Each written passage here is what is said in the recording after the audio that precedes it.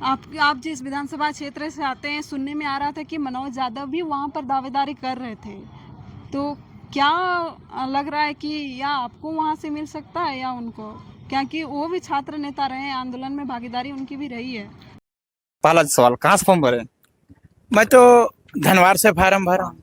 मेरा जो पैतृक और मेरा जो विधानसभा जिसके पहले भी मैं लड़ चुका, इसलिए मैं धनवार से भरा।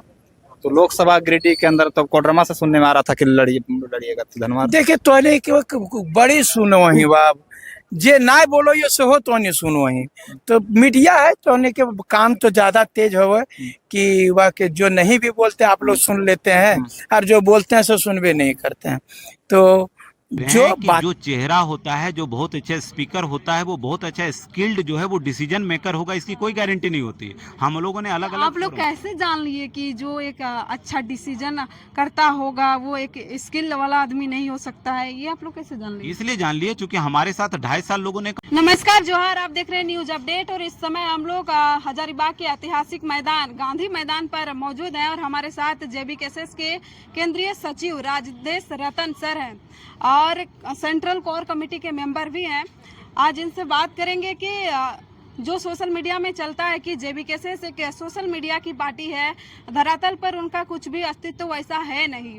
तो इन सब सारी चीज़ों पर बात करेंगे और विधानसभा चुनाव सामने है, कहाँ पर लड़ेंगे चुनाव, कहाँ से इनको टिकट मिलने की उम्मीद है, सारी चीज़ों पर वार्ता करेंगे। सर, सबसे पहले जोहार। आपको भी बहुत जोहार और आपके जितने भी दर्शक हैं उन सभी लोगों को झारखंडी जोहार। एक इल्ज़ाम लगती है जेबीकेएसएस पर कि जेबीकेएसएस बस सोशल मीडिया की पार्टी है, सोशल मीडिया में हवाई रहता है, धरातल पर उनका कुछ ऐसा है नहीं। क्या सफाई देना चाहिएगा इस पर? नहीं, इसमें सफाई देने की जरूरत नहीं। जिन लोगों को इस तरह की बात लगती है वो सारे लोग हमारे जितने भी नेता हैं, कार्यकर्ता हैं, योद्धा हैं, सारे लोगों का प्रोफाइल देखें। आप राजेश रतन का भी फाइल स्क्रॉल करिए, आप देखेंगे कि खेत में हैं, आप देखेंगे कि पगडंडियों पर घूम रहे हैं, आप देखेंगे कि जन जन तक पहुंच रहे हैं। तो जिस प्रकार से जमीनी तैयारी होनी चाहिए, हम लोग उन सारी चीज़ों को लेकर के चल रहे हैं और जनता के बीच ही हैं हम लोग। अच्छा, आप जहाँ से बाबूलाल जी लड़ते हैं चुनाव, उसी विधानसभा से आते हैं, इस बार क्या आमना सामना टक्कर दे रहे हैं उनको? नहीं, हम लोग इस बात को मान के चल रहे हैं कि बाबूलाल जी एक तरफ है और जनता दूसरी तरफ है और वो जनता की तरफ हम लोग से हैं, इसलिए टक्कर का कोई सवाल नहीं उठता है क्योंकि उन्होंने अभी तक राजनीति किया और निश्चित रूप से अब उनका जो उम्र है वो रिटायरमेंट की भी है। वो अगर यदि चाह रहे हैं मार्गदर्शन ग्रुप में हैं तो वहाँ पे रह सकते हैं, लेकिन बीइंग अ लीडर अब जो है उनकी साख वहाँ रही नहीं और ज़मीनी स्तर पर पकड़ नहीं। इसके पीछे का 2 रीज़न आपको हम बताना चाहेंगे कि जब वो 2019 में चुनाव लड़े थे तो वो अपने ही दल से चुनाव लड़े थे जिसका नाम था जेबीएम, और उन्होंने जो है वो एक स्पेशल कम्युनिटी को ये वादा किया था कि हम कुतुब मीनार से कूद जाएंगे लेकिन बीजेपी के साथ साठगांठ नहीं करेंगे। हम इस बात को मानते हैं कि बाबूलाल मरांडी जी का जो है वो जब सत्ता की बात आती है तो उनकी रीढ़ की हड्डी कहीं गायब हो जाती है। जब उन्हें लगा कि मुख्यमंत्री एक पद है और उसके लिए जो है उनके अंदर जब लोभ आया तो कहीं ना कहीं इन चीज़ों को जनता देख रही है और आपको बता दे रहे हैं कि जब एक तरफ बाबूलाल जी होंगे तो दूसरी तरफ जनता होगी और जनता से कोई नेता लड़ करके नहीं जीत सकता है। इसलिए जेबीकेएसएस के साइड में जब जनता है, जेएलकेएम के साइड जनता है, इसलिए इस बात को मान के हम चल रहे हैं कि कोई।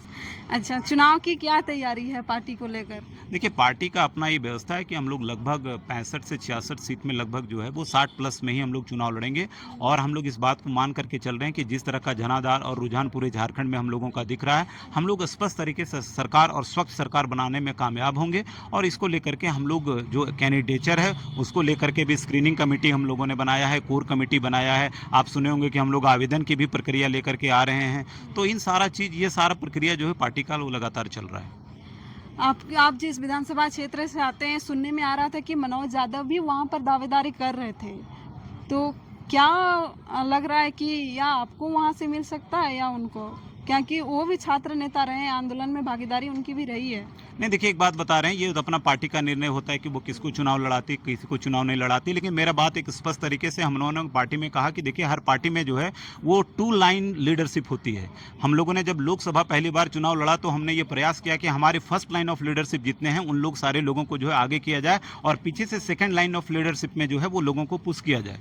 और इस परिस्थिति में हम लोग इस बात को मान के चल रहे हैं कि आप नेता की बात करते हैं कि जेबीकेएसएस में नेता नहीं, जेबीकेएसएस में प्रवक्ता नहीं है, जेबीकेएसएस में बोलने वाले लोग नहीं, तो जब तक second second line of leadership नहीं आएगा तब तक पार्टी किस तरह से मजबूत होगी, किस प्रकार से सशक्त होगी। जहां तक बात रहा चुनाव लड़ाने का, किस व्यक्ति को किस पार्टी से लड़ाया जाना चाहिए और किस स्थान से लड़ाना जाना चाहिए, ये पार्टी का कोर कमेटी का निर्णय होता है, स्क्रीनिंग कमेटी का निर्णय होता है। और इसमें हम लोग किसी भी तरह का कोई हस्तक्षेप नहीं रखते हैं और इतने जिज्ञासी भी मैंने हम लोग नहीं है, या इतने आप कह लीजिए कि इतना मैंने पूरी तरह से महत्वाकांक्षा नहीं लोगों का बढ़ा हुआ है मेरी पार्टी में कि हम लोग चुनाव लड़ेंगे ही लड़ेंगे, ऐसा किसी के लिए भी नहीं है। पार्टी एक जगह पर यूनाइट है। कोर कमेटी की आप नाम लिए, वही सारी चीज़ों का निर्णय करती है, तो माफ़ी चाहते हैं कि ये सवाल हम आपसे नहीं करना चाहिए, लेकिन कोर कमेटी में ऐसे लोगों को वहाँ पे जगह नहीं दिया गया जो उस लायक थे।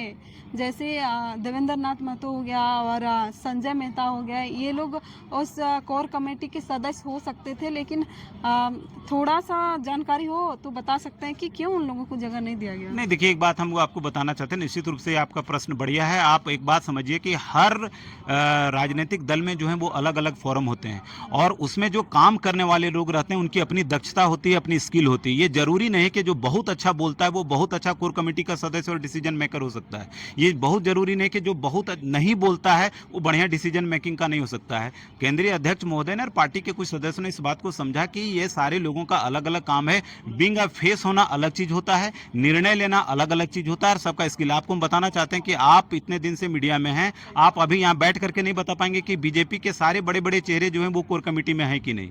तो इस बात का जो है आपको समझना पड़ेगा कि हर देखिए, बीजेपी के साथ आप तुलना नहीं कर सकते, वो एक राष्ट्रीय पार्टी है और आप लोग शुरू में राजनीति में कदम रख रहे हैं, तो इस समय अगर आप लोगों का बेस अगर मजबूत नहीं होगा तो आगे जाकर आप लोग नहीं। देखिए एक बात समझिए, मीडिया जिस बात को उठा रही है मैं उसी का जवाब दे रहा हूं। बात तुलना का नहीं है, बात प्रोसेस का है। जो राजनीतिक दल के तौर पर बीजेपी का प्रोसेस है वो प्रोसेस तो हम लोगों का भी है, वो छोटा रहे या बड़ा रहे।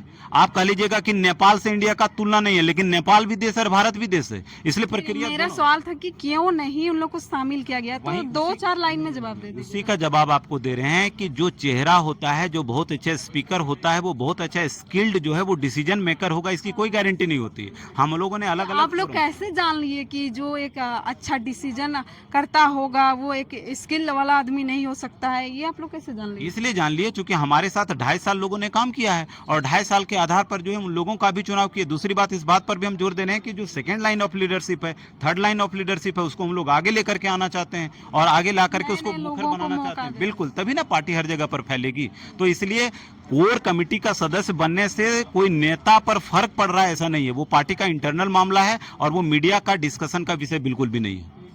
इसमें यह था कि हमने बार बार दोहराया कि सेकंड और थर्ड लाइन ऑफ लीडरशिप जो है उसको हम लोग प्रमोट करके झारखंड में पार्टी को मजबूत करना चाहते हैं, लेकिन उस नियम को एक एक्सेप्शन भी हम लोग रखे थे, एक अपवाद में जो है वो अपने केंद्रीय अध्यक्ष को रखे थे। इसलिए रखे थे क्योंकि आज हमारे पार्टी का यदि आप फेस वैल्यू की बात करें, आप जिस बात कर रहे हैं कि अगला मुख्यमंत्री जो है वो जयराम कुमार महतो हो, तो जो फेस वैल्यू को आप वहां से हटा नहीं सकते हैं। इसलिए हम लोग इस बात को मान करके चल रहे हैं। बाकी वो जो निर्णय है वो सारा कोर कमेटी पर निर्भर करेगा। पार्टी के इंटरनल चीजों को लेकर के बहुत ज्यादा जो है वो मीडिया पर बातचीत नहीं होती है, उसके लिए हम लोग बंद कमरे में बैठते हैं, बातचीत करते हैं और एक लोकतांत्रिक तरीके से जो है वो सारी चीजों का निर्णय लिया जाता है। जयराम महतो जी कहते हैं कि जो सांसद चुनाव लड़े वो एमएलए चुनाव नहीं लड़ेंगे, वो खुद वो कानून के जो आप वो खुद ही बनाए वो कानून और खुद उसके अंदर में वो आ रहे हैं। वो कह रहे हैं कि एक तो हम धनबाद की कोई सीटों पर लड़ेंगे या हजारीबाग या गिरिडीह, 2 सीटों पर ही आप लड़ सकते हैं, ये नियम है। वो कहीं से 2 सीटों पर लड़ेंगे और उन्होंने कहा था कि जहां पर अगर किसी की दावेदारी नहीं होगी तो अगर पहले वो सांसद चुनाव लड़े हैं फिर भी वो वहां से लड़ सकते हैं,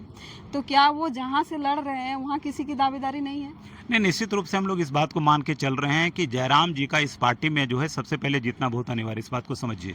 क्योंकि आप इंजन को बंद करके और आप ये उम्मीद करिएगा कि रेलगाड़ी किसी अगले स्टेशन तक पहुंचेगी। जयराम महतो का फेस वैल्यू अलग लेवल का है, तो वो कहीं से भी चुनाव लड़ सकते हैं, कहीं भी इनको वोट मिल सकता है। नहीं, निश्चित रूप से, लेकिन हम लोग चूंकि नया दल के रूप में उभरे हैं और हम लोग बहुत ज्यादा सिक्योर पॉइंट ऑफ व्यू से चीजों को देख रहे हैं। हम आपको एक बात बताना चाहते हैं, जो मैंने कहा पूरी बात को आप समझ लीजिए कि आप इंजन को बंद करके रेलगाड़ी को अगले स्टेशन तक पहुंचने का इंतजार नहीं कर सकते हैं। हमारी पार्टी का इंजन निश्चित रूप से जयराम कुमार महतो जी हैं और इस बात को हम लोग मान के चल रहे हैं कि अपने इंजन को और अपनी पार्टी को ऑन रखने के लिए उनको चुनाव जीतना जो है वो अनिवार्य रूप से लागू होता है। जहां तक दूसरा आपका पॉइंट ऑफ सवाल है कि ऐसे जो लोकसभा चुनाव लड़े वो कहीं से लड़ना चाहते हैं, अभी इसको लेकर के पार्टी मंथन कर रही है, कोर कमेटी में बातचीत चल रही है। जब इस तरह का निर्णय रहेगा तो मीडिया को निश्चित रूप से बताया जाएगा।